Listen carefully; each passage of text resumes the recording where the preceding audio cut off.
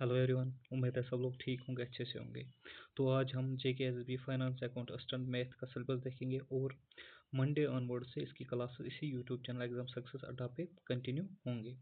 तो यहाँ पे हम सिलेबस देखेंगे, बुक लिस्ट देखेंगे और हमें पढ़ना क्या है और पढ़ना क्या नहीं है वो भी हम यहीं पे देखेंगे। तो सिलेबस की तरफ हम बढ़ते हैं। अगर हम एफ ए मैथ्स का सिलेबस देखेंगे, मैथमेटिक्स पोर्शन का सिलेबस देखेंगे, तो इसमें हमें खाली 10 मार्क्स है। जो टोटल एफ ए के मार्क्स है वो है 120 मार्क्स। अगर यहाँ पे कोई नॉन बैकग्राउंड जिसने मैथ नहीं पढ़ा होगा कभी भी, जैसे आर्ट्स वाले हैं, कॉमर्स वाले हैं, जिनको इंटरेस्ट नहीं है मैथमेटिक्स में, वो अगर ये पूरा पोर्शन स्किप भी कर सकते हैं, ये 10 मार्क्स, तो यहाँ पे कोई फ़र्क नहीं पड़ता है। फिर क्या करना है उनको, 110 मार्क्स उनके पास फिर भी रहेंगे, क्योंकि जो टोटल मार्क्स है वो है 120। अगर वो मैथ पोर्शन टोटल स्किप ही यहाँ से कर देंगे तो 110 मार्क्स फिर उनके पास रहते हैं। तो 110 मार्क्स में से अगर कोई भी बंदा ओपन मेरिट से 85 मार्क्स लाएगा, उसकी सिलेक्शन ईजिली हो जाएगी, जो न्यू पैटर्न चल रहा है। तो 110 में से फिर आपको एम करना है 85 से ऊपर ही मार्क्स लाने हैं, क्योंकि यहाँ पे आपको ज़्यादातर क्या होगा, टाइम वेस्ट हो जाएगा। जो नॉन बैकग्राउंड जिनने मैथ कभी पढ़ा ही नहीं होगा, क्योंकि उसमें उसके लिए ये वाला मैथ पोर्शन बहुत ही टफ होने वाला है, क्योंकि उसमें ऐसे कंसेप्ट हैं जो 11th 12th medical non medical में बच्चे पढ़ते हैं। जिनका आर्ट्स बैकग्राउंड होगा, कॉमर्स बैकग्राउंड होगा, उनके लिए ये टॉपिक्स मुश्किल हाथ में मुश्किल पैदा कर सकते हैं।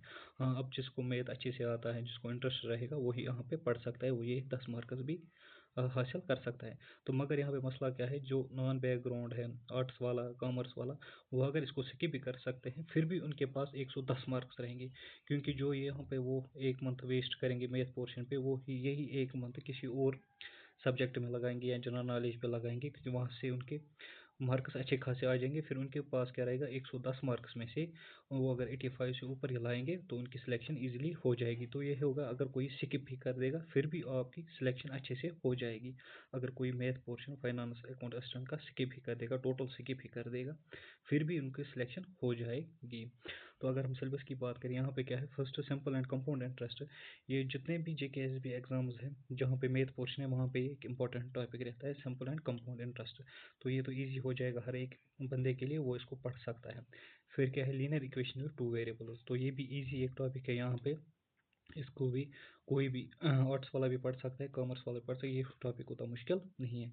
फिर उसके बाद है permutation, combination and binomial theorem. ये थोड़ा हार्ड रहेगा, तो ये भी आप पढ़ सकते हो या स्किप ही कर सकते हो। अब अगर कोई बंदा होगा, वो इनमें से ये पहले वाले दो पढ़ेगा जो नॉन बैकग्राउंड से होगा, और यहाँ से पढ़ेगा सेट थ्योरी। सेट थ्योरी कहाँ पे, क्योंकि सेट थ्योरी जो है ये क्या बोलते हैं उसको, थ्योरी टाइप ही है, तो इसमें उतनी हार्ड वाला मैथ नहीं है। तो ये दो टॉपिक और ये पढ़ेगा, और प्रोबेबिलिटी पढ़ सकता है जो आर्ट्स वाले होंगे। तो ये तीन टॉपिक इजीली पढ़ सकते हैं, और थ्री डायमेंशनल ज्योमेट्री भी पढ़ सकता है। तो यहाँ से वो 4 टाइप पढ़ सकता है, इनमें से भी 2-3 मार्क्स उसको इजीली आ जाएंगे। अगर वो बाकी पोर्शन पढ़ भी नहीं पड़ेगा, फिर भी 3-4 मार्क्स वो यहाँ से इजीली हासिल कर सकता है, अगर ये 4 ही टॉपिक वो यहाँ से कवर कर लेगा।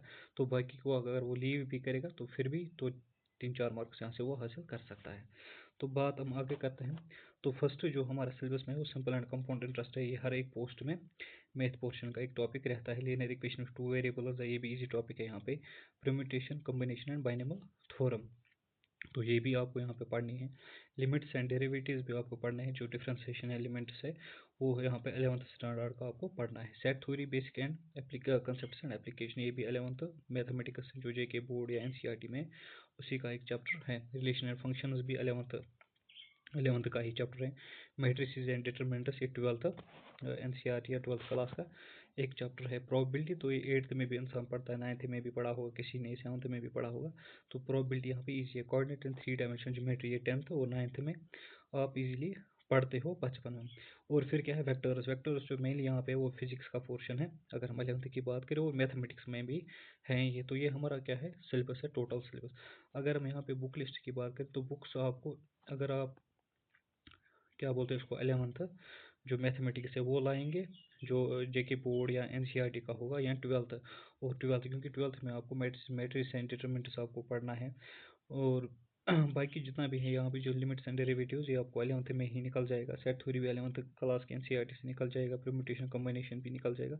ये लीनियर इक्वेशन में टू वेरिएबल्स आप 10th का या 11th का भी पढ़ सकते हो। सिंपल एंड कंपाउंड इंटरेस्ट तो इजीली अवेलेबल, इसके नोट्स तो हो जाएंगे आपको। प्रोबेबिलिटी भी आप 8th 9th में ही पढ़ लोगे। तो coordination and three dimensional geometry भी 11th में है और ये 10th में है शायद।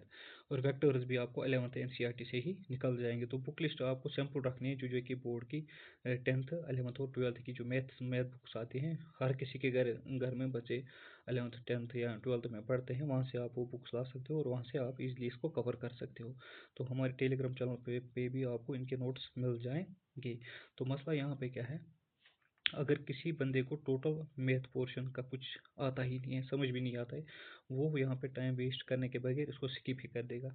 अगर वो इसको स्किप कर देगा तो आपके पास फिर भी 110 मार्क्स है, क्योंकि जो एफए का टोटल मार्क्स है वो है 120 मार्क्स। तो अगर आप 10 मार्क्स को स्किप ही कर दोगे फिर भी आपके पास 110 मार्क्स है। तो 110 मार्क्स में से अगर हम देखेंगे, ओपन मेरिट वाले अगर 85 से भी ऊपर लाएंगे तो उनकी सिलेक्शन ईजिली हो जाएगी, और जो बाकी रिजर्व कैटेगरीज है वो अगर 70 से भी ऊपर लाएंगे उनके सिलेक्शन के चांस हैं वो सिलेक्ट हो जाएंगे। बाकी जो आप यहाँ पे टाइम वेस्ट करोगे 2 मंथ या 1 मंथ, वो आप किसी और पोर्शन में लगाओ, जैसे इकोनॉमिक पोर्शन है, इसका स्टैटिक पोर्शन है, क्या बोलते हैं इसको, जनरल नॉलेज है, या इकोनॉमिक्स पोर्शन है, इसमें वहाँ पे आप लगा सकते हो, वहाँ से आप सारे मार्क्स उठा सकते हो। तो 110 में भी आपकी सिलेक्शन हो सकती है अगर टोटल आप मैथ पोर्शन छोड़ ही दोगे। तो ये आप, इंसान को एक स्ट्रेटजी होना चाहिए एग्ज़ाम क्लियर करने के लिए। एक स्ट्रेटजी बंदे के पास होनी चाहिए, मुझे क्या पढ़ना है, कैसे पढ़ना है, क्या स्किप करना है या क्या एलिमिनेट करना है, वो आप खुद तक आना चाहिए। क्योंकि एग्ज़ाम क्वालिफाई करना एक ट्रिक है, ये एक कम्पिटिटिव एग्जाम है, ये किसी बोर्ड का एग्जाम नहीं है जहाँ पे आपको थ्योरी लिखनी पड़ेगी। तो ये कम्पिटिटिव एग्जाम है, यहाँ पे इंसान को टाइम मैनेजमेंट आना चाहिए। टाइम के साथ मैं टाइम को कैसे मैनेज करूँ, कैसे मैं कम से कम टाइम में ज़्यादा बेनिफिट्स उठाऊँ, वो यहाँ पे कम्पिटिटिव एग्जाम में आना चाहिए। तो जिस भी बंदे को मैथ बहुत ज़्यादा वीक है वो इसको स्किप कर सकता है या एलिमिनेट कर सकता है इस पोर्शन को, इन 10 मार्क्स को, वो इजीली 110 मार्क्स से ही अपना मेरिट बना सकता है। क्योंकि जो वो टाइम यहाँ पे वेस्ट करेगा, चाहे 1.5 मंथ करेगा, 1 मंथ करेगा, वो यही 1 मंथ किसी और पोर्शन में वो अप्लाई करेगा, वहाँ से वो बेनिफिट उठा सकता है। फिर 110 में से इजीली बंदा 85 से ऊपर लाएगा, जो ओपन मेरिट का होगा उसकी सिलेक्शन हो जाएगी। तो फ्रॉम मंडे ऑनवर्ड्स हम क्लास शुरू करेंगे, जो एफए मैथ्स है इसकी भी क्लास हो जाएंगी, और जो जेकेपी कांस्टेबल है उसकी क्लासेस भी मंडे ऑनवर्ड से हम शुरू करेंगे इसी यूट्यूब चैनल एग्जाम सक्सेस अड्डा पे। तो इसको आपको सब्सक्राइब करके रखना है।